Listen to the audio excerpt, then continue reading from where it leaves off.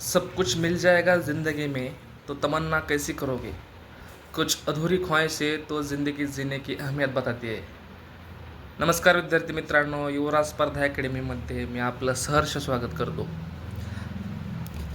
आजच्या व्हिडिओच्या माध्यमातून मित्रांनो, चालू असलेली शैक्षणिक भरतीमध्ये एक गुड न्यूज आहे, ती तुम्हाला आजच्या या व्हिडिओच्या माध्यमातून सांगणार आहे. मित्रांनो, व्हिडिओ स्किप करू नका, पूर्ण बघा. कारण की मित्रांनो, प्रत्येक गोष्टीला जर आपण हिट केलं, हायलाईट केलं, तर तुम्हाला भरती किती फास्ट होते आणि कुठल्या प्रोसेसमधून जात आहे याचं तुम्हाला एक माहिती होते मित्रांनो. त्याच्यामुळं इतर स्पर्धा परीक्षा आणि शिक्षक भरती याच्यामधील आपल्याला स्पीड किती आहे, कुठल्या भरतीचा स्पीड किती आहे, शिक्षक भरतीचा आपल्या स्पीड किती आहे, ह्याचा एक अंदाज येऊन जाईल मित्रांनो. त्याच्यामुळं पूर्ण व्हिडिओ बघा. तर मित्रांनो, पहिली गोष्ट म्हणजे 27 मे 2025 ते 5 जून 2025, म्हणजे 27 मे ते 5 जून 2025 गेल्या वर्षी मित्रांनो शिक्षक भरतीसाठी फॉर्म भरण्याची आपल्याला एक डेडलाईन दिली होती मित्रांनो. त्यामध्ये आपण शिक्षक भरतीचा फॉर्म भरून घेतला मित्रांनो. त्यानंतर तुम्हाला सांगतोय, टोटल जर आपण विचार केला तर यामध्ये 2,28,808 मुलांनी नोंदणी केली होती मित्रांनो, कॅन्डिडेटनी. त्यानंतर प्रत्यक्ष चाचणी दिली मित्रांनो 2,11,308 कॅन्डिडेटने.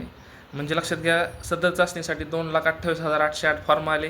त्यापैकी 2,11,308 विद्यार्थ्यांनी प्रत्यक्ष परीक्षा दिली मित्रांनो. त्यानंतर तुम्हाला तिसरी गोष्ट सांगायची म्हटलं तर 15/12/2025 ते 15/1/2025 या कालावधीमध्ये आपलं स्वप्रमाणपत्र पूर्ण करून घेण्यात आलं मित्रांनो. सेल्फ रजिस्ट्रेशन त्याला आपण म्हणतो. म्हणजे 15 डिसेंबर 2025 ते आत्ता 15 जानेवारी 2026 या कालावधीमध्ये मित्रांनो, या तारखेमध्ये फक्त 1,70,108 विद्यार्थ्यांनी आपलं सेल्फ रजिस्ट्रेशन पूर्ण केलं मित्रांनो. म्हणजे सुरुवातीला आकडा होता 2,28,808 विद्यार्थ्यांनी नोंदणी केली. त्यापैकी प्रत्यक्ष परीक्षा दिली 2,11,308 विद्यार्थ्यांनी आणि फक्त 1,70,108 कॅन्डिडेटनी आपलं सेल्फ रजिस्ट्रेशन पूर्ण केलं मित्रांनो. म्हणजे 2,28,000 वरून 1,70,000, म्हणजे इथंच आपल्याला कळतं आहे मित्रांनो, जवळजवळ एक 58, 30 आणि 30, 60, 58 ते 60,000 कॅन्डिडेट यामधून गळाले आहेत मित्रांनो. म्हणजे आपलं कॉम्पिटिशन कमी झालं मित्रांनो. त्यानंतर तुमच्या लक्षात येते मित्रांनो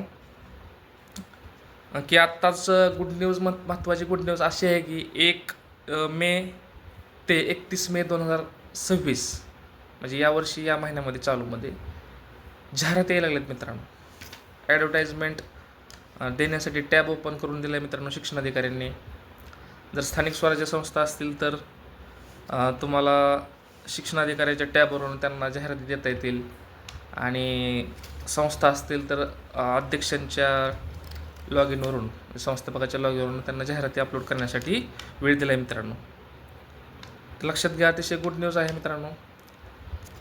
त्यानंतर तुम्हाला अजून 1-2 गोष्टी सांगाव्याशा वाटतील मित्रांनो. 15 मार्च 2024च्या GR-अन्वये कला आणि कार्यानुभव तसेच शारीरिक शिक्षण या पदांसाठी सुद्धा जागा येणार आहेत मित्रांनो.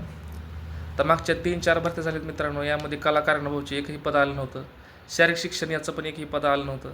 तर कला कार्यानुभव याला विशेष शिक्षक म्हणून दर्जा देण्यात आलेला आहे. विशेष शिक्षक म्हणून त्याची पदं येतील त्या प्रमाणात. आणि तसेच शारीरिक शिक्षण या जागेसाठी सुद्धा आता या पदासाठी सुद्धा आता जागा येणार आहेत मित्रांनो. तर अतिशय गुड न्यूज आहे मित्रांनो. कला कार्यानुभव आणि शारीरिक शिक्षण ज्यांचं कोर्स झालेत मित्रांनो, त्यांना या भरतीमध्ये खूपच चान्स आहे. आणि सध्या सांगायचं महत्त्वाचं म्हणजे जाहिरात आलेली आहे मित्रांनो. शिक्षक भरती टाईमवर पूर्ण होणार आहे. दादा भुसेंनी आपल्याला घोषणा केली होती की तुम्हाला मेच्या एंडिंगपर्यंत शिक्षक भरती करून दाखवतो. म्हणजे लक्षात घ्या मित्रांनो, शिक्षक भरतीचा स्पीड किती मोठा आहे. जसं आपल्याला लक्षात येते, पोलीस भरती दरवर्षी निघते, तलाठी भरती पण दरवर्षी जवळजवळ निघतच असते, 1-2 वर्षामध्ये गॅप राहतो कधी कधी. त्याचप्रमाणे 2017 शिक्षक भरती होत आहे. तर मी तुम्हाला याच्या अगोदर पण व्हिडिओच्या माध्यमातून सांगितलेलं आहे मित्रांनो, शिक्षक भरती एक मोठी संधी आहे. तर ज्यांचं DED बीएड झालं त्यांनी TET परीक्षा पास व्हा आणि टेटच्या नादी लागून अभ्यास करा मित्रांनो. यावर्षी नाही झाले तर पुढल्या वर्षी फिक्स शिक्षक भरती अजून एकदा होणार आहे. आणि त्याप्रमाणे शासनाच्या हालचाली चालू आहेत मित्रांनो. तुम्हाला दिसतंय काय काय ठिकाणी मित्रांनो, एक पहिली ते 5वीला आता सेमी इंग्रजी वर्ग चालू केलेत मित्रांनो धाराशिवमध्ये. त्या ठिकाणी त्यानंतर स्कॉलरशिप आले 4थीला मित्रांनो. पहिलं 5वीला आणि 8वीला जे होतं आता ते 4थीला आणि 7वीला झाले मित्रांनो.